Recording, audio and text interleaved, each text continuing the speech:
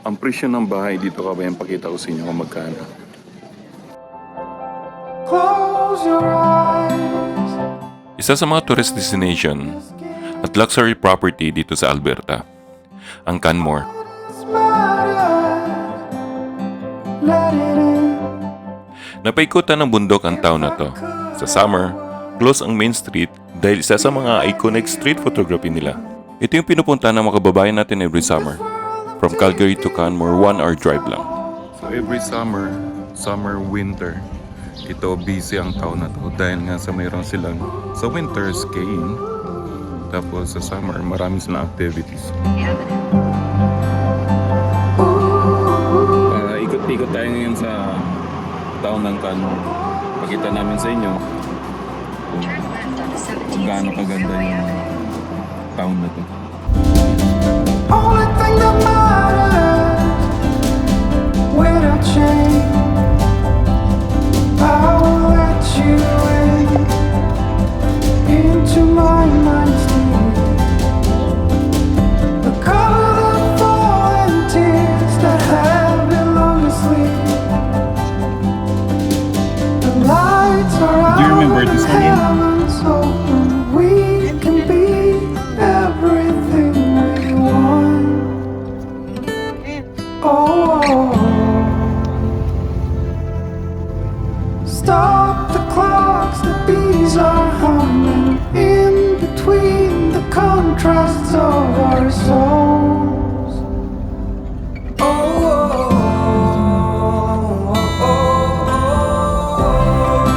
Just go straight here.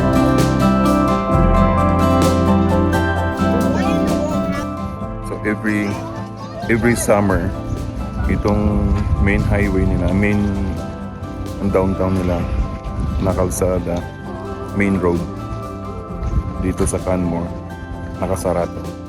Kasi itong downtown nila, saka yung mga bundok sa paligid, isa sa mga iconic nila. Gusto mo pa-picture, kung sino mo gusto mo pa-picture, yun, nasa downtown mismo. Kabilaan is mountain. Sa likod, mountain din. Ganyang kagandang Canmore, buddy. Yung mga local store nila. Kung maghanap tayo ng parkingan, nasa loob mismo tayo ng downtown. Beans telling things are well. What facts belong, it's hard to say. Usually yung mga kababayan natin na dito nagtatrabaho sa Canmore, umuwi ng Cochrane. 45 minutes drive from Canmore papuntang Cochrane. Kasi mahal yung mga bahay dito kabayan. Residential house dito nasa 600, 700 or 800, nasa mayroon din 1 million ang presyo. Ang renta ng 1 bedroom dito kabayan nagre-range ng 800 to 1,000. Lalo na summer, peak season, mahal yung hotel at Airbnb. Lalo na yung mga pagkain kabayan, may kamahalan na rin. Lalo na pag may sasakyan ka, per liter ng gas dito sa town, mahal. Progresibo ang town na to, hindi man pagdating ng summer. Maraming pumupunta ng mga turista, kabila ng pagtatayo ng hotel at condominium.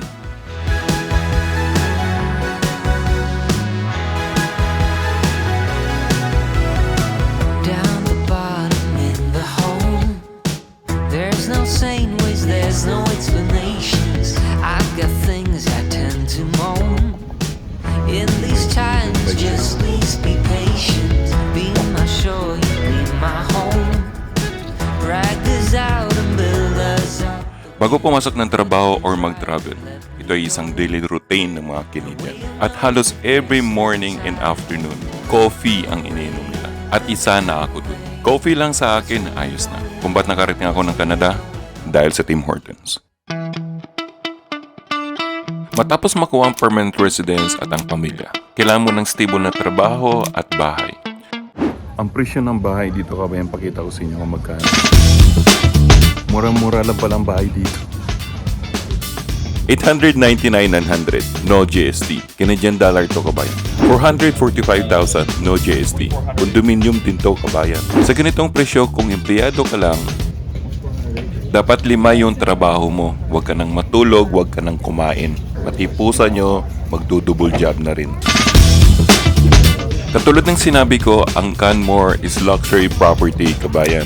Makaka-afford ka din naman sa mga ganitong klaseng property dito sa Canmore kung negosyante ka. For sure ang mga to, rental property, kabayan. Inikot namin saglit yung downtown. Malakas sa turista ang candy store na to, lalo na't may mga bata kang kasama. Lahat ng mga local store dito may kamahalan na rin. Candy store.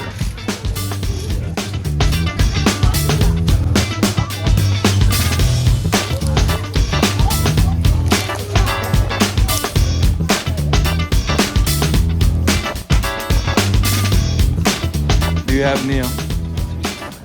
Candies? Is the candy? Candy? I want to Candyland. At ito yung next namin tinikman habang naglalakad. Hindi ito. Masyado pang maaga para sa ice cream.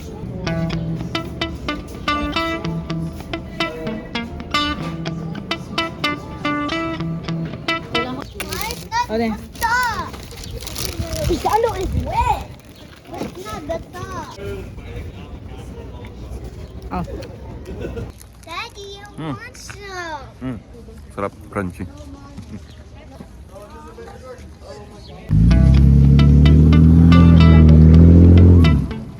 Two talkies. Two talkies. Three talkies.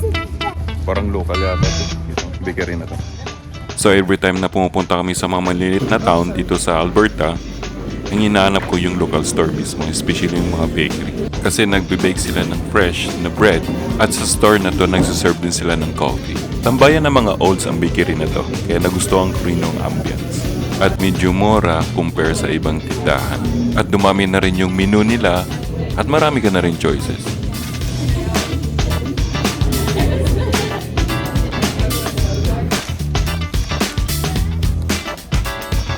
Kumuha ng gamit para mag-swimming. Walang inaksayang oras. Umulan pa rin, umulan.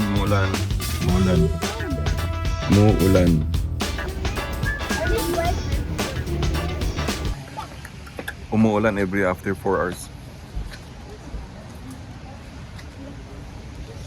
Kaya nakaupo lang, walang magawa. Kaya ito yung nangyari.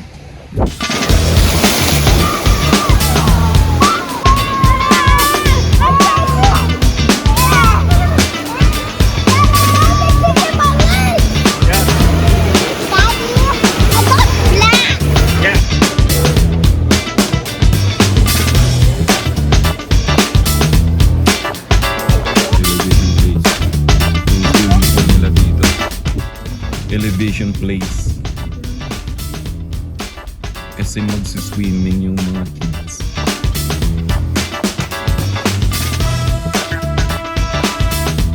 Kung mahilig ka mag-bike dito, maraming bike trail dito sa Canmore. Tulay mo. Iba nasa gilid ng highway mismo. Ang ganda. Ang linis ng lugar talaga ng Canmore. Tuloy-tuloy yung construction. Kahit saan may construction. Ang laki-laki yung kinikita nila sa turismo. Dito sa elevation place sa Canmore, sa swimming pool nila. Hindi lang swimming pool ang mayroon dun sa loob. Mayroon dun wall climbing, and yoga, and gym. Pwede kang magbuhat dun. Kung mahilig ka magbuhat ng bakat. Yung parking lot dito sa elevation place, dito sa Canmore, 4 hours lang. Dito sa town ng Canmore, electric car ang gamit ng mga employees.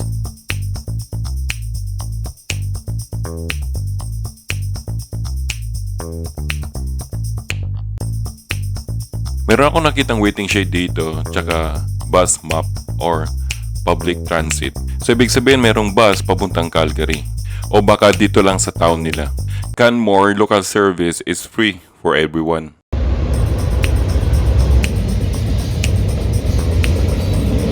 Ito kabayan, parking lot pa lang ng Canmore yan. Isa sa mga nagustuhan ko sa Canmore, malinis talaga masyado. Malinis. Maintain na maintain talaga nila. Ang kalinisan dito sa Canmore. Ayan. Ayan ang bundok sa likod, kabayan. Ang ganda. Ngayon, pag mayroon kang electric car dito, dyan mo i-charge yung sasakyan mo, kabayan. Ayan. May Tesla ka, dyan mo i-charge. Electric car, dyan mo i-charge. Sasakyan mo.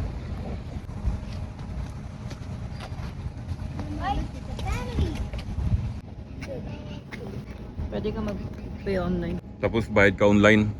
So, Monday 8 a.m. to 8 p.m. Dito Sunday.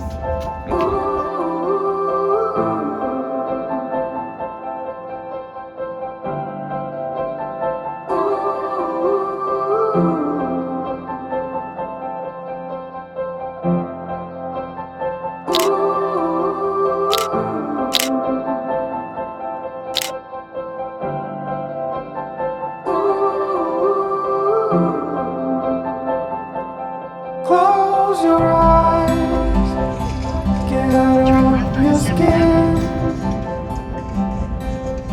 Only this matters, let it in. If I could, I would be right here with you. In this world of ticking clocks, I hope I'm getting through.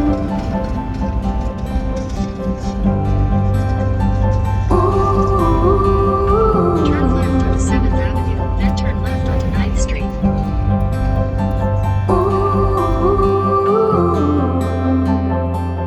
So close your eyes. Do you feel the same? Only thing that matters without change. I will let you in into my mind's deep. The colors that fall and tears that have. Kita namin ngayon dito ang kain tayo. Nag-search kami sa internet para makita namin yung mga Asian restaurant dito sa Canmore. At ito yung nakita namin. Tara, kain tayo dito sa Canmore. Okay, still love. It's a bus over there. It's a coffee shop. That bus right there. That's ice cream. Ice cream. Canadian style, akala ko Filipino cuisine. Pero ayos lang, nabusog naman kami lahat. Ang importante, kasama ko yung dalawa kong anak. At nandito kami sa Canmore, nagre-relax. Tulog ang bunso kong anak at matitira sa kanya to ang kanyang in-order.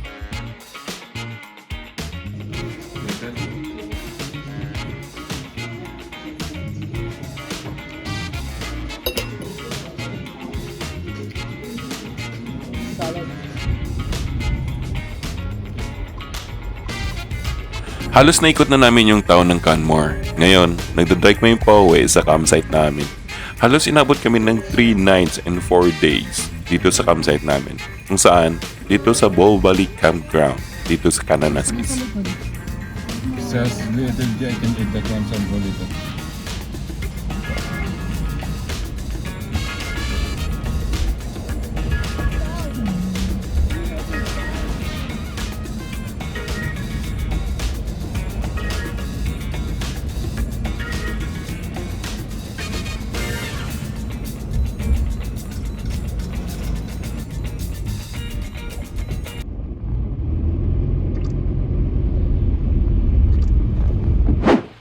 Kung duman ka dito sa channel ko, kabayan, please subscribe para ma-update ka sa mga bago kong videos, kabayan.